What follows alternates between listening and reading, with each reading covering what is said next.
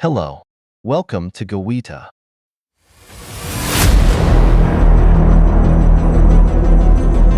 In this video, I'm going to recap. The Calculator 2014 is a sci-fi, science fiction film made in Russia. It is about a distant future where exiled people must survive in a harsh and dangerous land. In a distant future, in a world where justice is brutal, criminals are no longer imprisoned. Instead, they are exiled to a deadly planet covered in endless swamps, shrouded in mist, and crawling with unseen dangers. There is no law, no protection, only survival. The group is given a choice: wander aimlessly and die in the swamps, or find Radiant City, a rumored safe haven somewhere deep in this nightmarish land. But no one knows if Radiant City really exists, or if it's just a myth to give exiles false hope. With no other options, Aristarchus and the others set off on their journey. The journey through the swamps. The moment they step into the thick, wet terrain, it becomes clear that survival will not be easy. The swamp is cold, the mist is blinding, and the ground is unstable. But worst of all, something is lurking in the fog, something they can't see, but they can feel watching them. They are not alone. Then comes the first attack. From within the dense mist, shadows emerge. These are terrifying, unseen creatures that hunt anything that moves. The first victim vanishes in an instant, dragged into the darkness without a sound. The others panic, running blindly through the swamp, only to realize they are heading deeper into danger. Betrayal from within. As fear sets in, cracks begin to form within the group.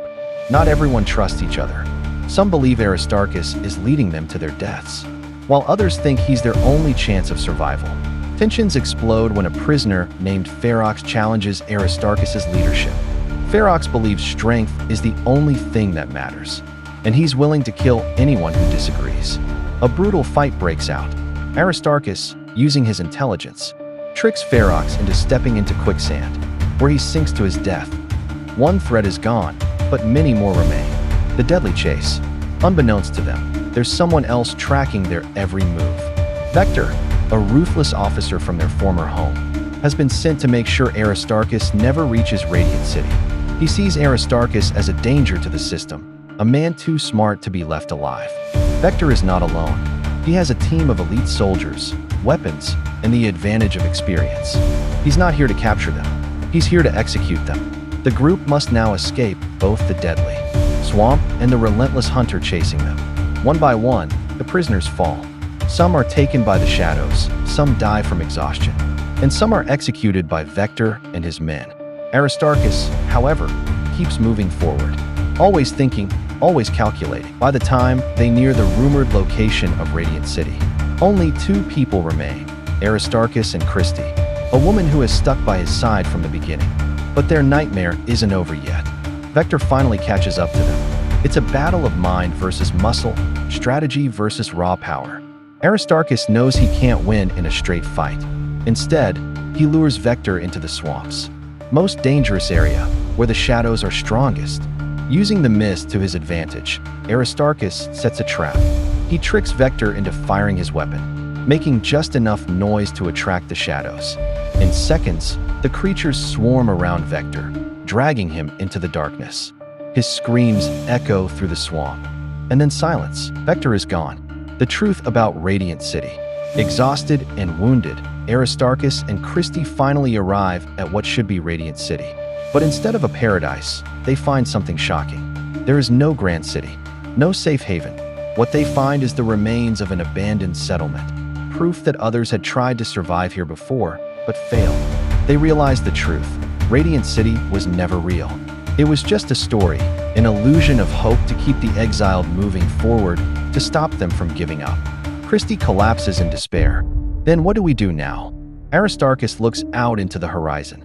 The swamps stretch endlessly in every direction. No walls, no guards, no prisons, just wilderness. The moment they step into the swamp, they feel it.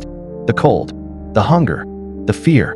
Thick mist swirls around them, making it impossible to see more than a few steps ahead. The air is damp, heavy with the scent of rotting vegetation. And then, the silence is broken. Something moves. They freeze. A sudden scream pierces the fog. One of the prisoners is gone. dragged away into the darkness without a trace. No sound, no struggle, just gone. Panic spreads through the group. They are not alone. And then, from within the mist, it comes, the first attack. Shadows. They are fast. They are invisible. They are hungry. These creatures lurk within the ceaseless fog, striking without warning. They don't need to see you. They can smell you. They can feel you. And if you make a sound, you are already dead. Another prisoner vanishes. Then another. The survivors run, blindly, aimlessly, through the swamp, stumbling, falling, desperately trying to escape an enemy they cannot see. And that is when the real danger begins. The betrayal within. Survival is not just about fighting monsters. It's about fighting the people next to you. Desperation makes men dangerous. And when fear takes over, allies turn into enemies. One prisoner, Ferox, challenges Aristarchus. "You're leading us to death," he snarls. "We follow me now." But Aristarchus knows that chaos leads to failure. He cannot allow it. A brutal fight erupts. Ferox is strong, but Aristarchus is smart.